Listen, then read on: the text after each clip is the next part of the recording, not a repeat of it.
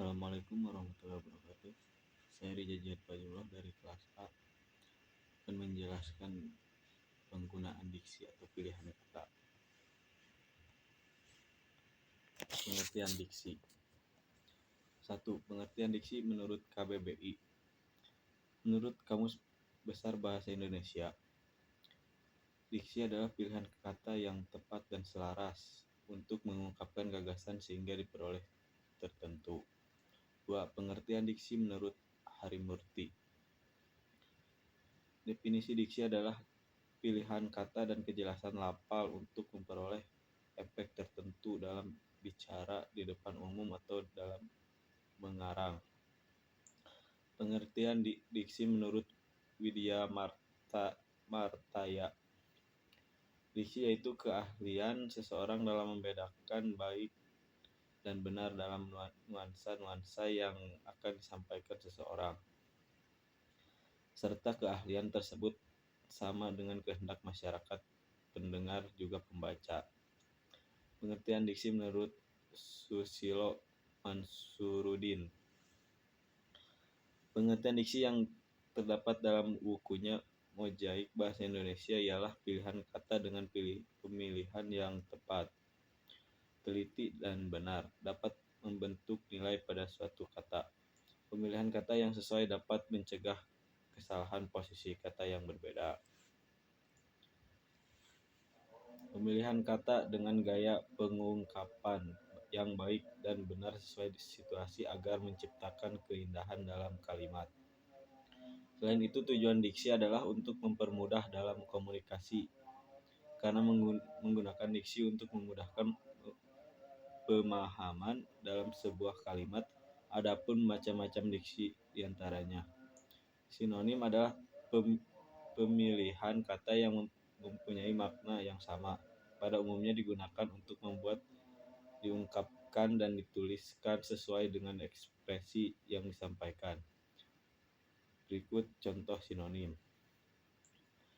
Rajin sama dengan giat, haus sama dengan dahaga, baju sama dengan pakaian, bohong sama dengan dusta, senang sama dengan bahagia.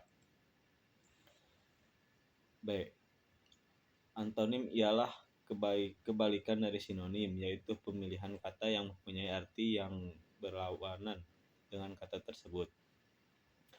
Antonim juga disebut dengan lawan kata, contohnya besar dengan kecil, atas dengan bawah, kiri dengan kanan, tutup dengan buka, baru dengan lama. C. Polisemi. Polisemi merupakan bentuk bahasa kata atau frasa yang memiliki arti lebih dari satu yang digunakan dalam beberapa kalimat yang berbeda. Misalnya kalimat pohon itu rendah dengan kalimat wanita tua itu rendah hati. Kata rendah pada kalimat arti rendah adalah pendek, sedang kata rendah pada kalimat kedua kata rendah memiliki makna tidak sombong. D. Homograf. Homograf yaitu pemilihan kata yang tulisannya sejenis tetapi memiliki makna dan ejaan yang berbeda. Homograf lawan dari homofon yang tulisannya berbeda tetapi pelafalannya sama. Contoh homograf kata apel. Apel bisa bermakna jenis buah-buahan yang dihasilkan dari pohon apel, biasanya berwarna merah, kuning, dan hijau. Dan kata apel ada juga yang bermakna kegiatan yang sering dilakukan di sekolah seperti upacara. Homonim. Homonim merupakan kata yang memiliki kesamaan tulisan dan ungkapan tetapi arti dan bunyinya berbeda. Misalnya kata bulan, kalender, dan bulan benda langit yang merupakan satelit bumi. Hiponim. Hiponim adalah sebuah frasa atau kata yang terwakili oleh kata lain. Hiponim bisa disebut kata-kata khusus dari kata umumnya. Contoh, hiponim pocong, kuntilanak, genderuwo adalah kata khusus dari hantu. Hipernim. Hipernim yaitu kata umum yang sudah mencakup kata lainnya. Contohnya sayuran. Kata hipernim untuk kol, wortel, bayam, dan lain-lain. Syarat-syarat diksi. Untuk dapat menghasilkan cerita yang menarik dengan pilihan kata, maka diksi yang baik itu harus memenuhi syarat-syarat di bawah ini merupakan diantaranya. 1. Ketepatan dalam melakukan pemilihan kata dalam menyampaikan suatu gagasan. 2. Pengarang tersebut harus memiliki kemampuan untuk dapat membedakan secara tepat nuansa makna sesuai dengan gagasan yang ingin diutarakan dan kemampuan untuk menemukan bentuk yang sesuai dengan situasi serta nilai bagi pembaca. 3. Menguasai berbagai kosakata serta mampu untuk dapat memanfaatkan kata tersebut menjadi sebuah kalimat yang jelas, efektif serta mudah untuk dipahami atau dimengerti. Persyaratan dalam ketepatan diksi. Menurut Gorkerap, ada beberapa syarat dalam ketepatan diksi, diantaranya penggunaan kata, konotasi, dan denotasi secara cermat. Penggunaan kata sinonim atau hampir sama maknanya secara cermat. Dapat membedakan kata-kata yang memiliki ejaan yang mirip. Penggunaan kata kerja pada kata depan harus secara idiomatis. Harus dapat membedakan kata khusus dan umum dalam tulisan atau pidato agar ketepatan diksi terjamin. Memperhatikan pemilihan kata yang tepat secara berkelanjutan dalam suatu tulisan ataupun pidato. Dari fungsi diksi. Di bawah ini merupakan fungsi diksi. Di antaranya yaitu dengan diksi ini maka suatu kata akan dapat lebih jelas arahnya dengan penggunaannya. Kata tersebut akan terasa tepat dan juga sesuai dengan dalam penggunaannya. Ketepatan pemilihan kata ini memiliki tujuan untuk tidak menimbulkan interpretasi ataupun tafsiran yang berbeda antara penulis dan pembaca. Kriteria diksi. Konsumsi bahasa yang bisa mengatakan gagasan, komentar, benak ataupun pengalaman secara pas, wajib mencermati kriteria pemilihan kata. 3 kriteria dalam diksi ialah ketepatan, kecermatan, serta keserasian.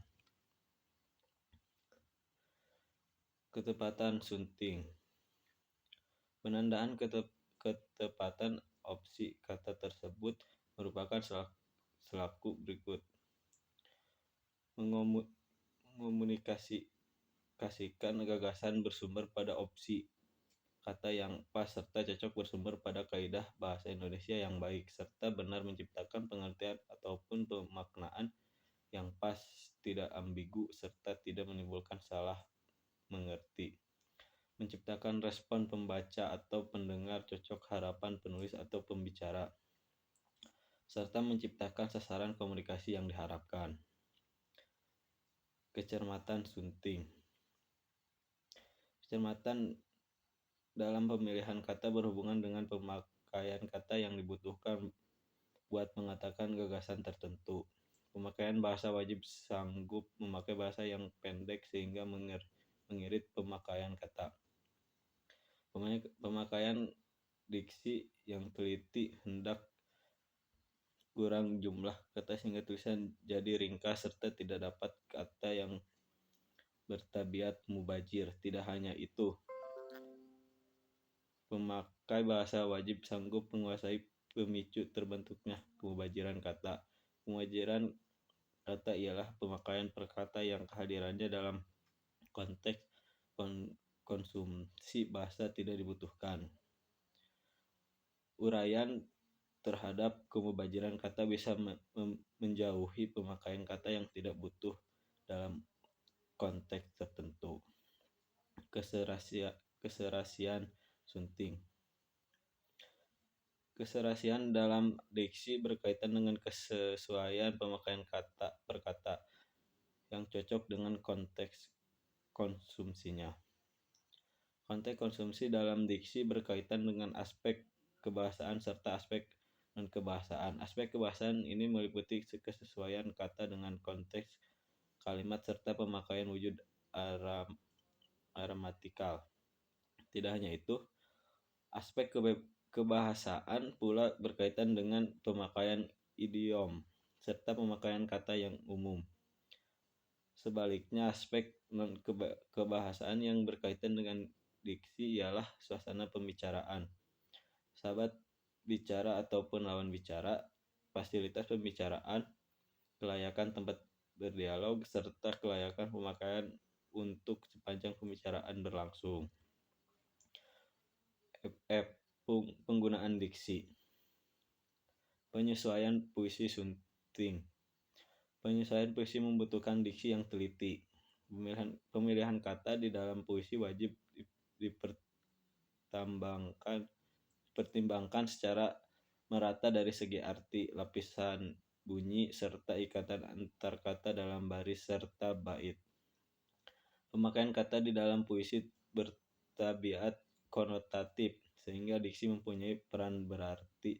Pemilihan kata mempengaruhi pada jumlah arti yang bisa dipikirkan oleh para pembaca puisi. Dalam penyusunan puisi, diksi wajib indah serta selaras. Diksi di dalam puisi ditetapkan oleh watak dari puisi tersebut. Sifat-sifat ini ialah watak yang biasa diamati secara emotif, objektif, imitatif, serta konotatif. Penyusunan naskah drama tragedi sunting. Diksi ialah salah satu bagian dari drama kejadian. Pemakaian diksi di dalam drama kejadian merupakan buat memperjelas itikat seorang dalam kata-katanya.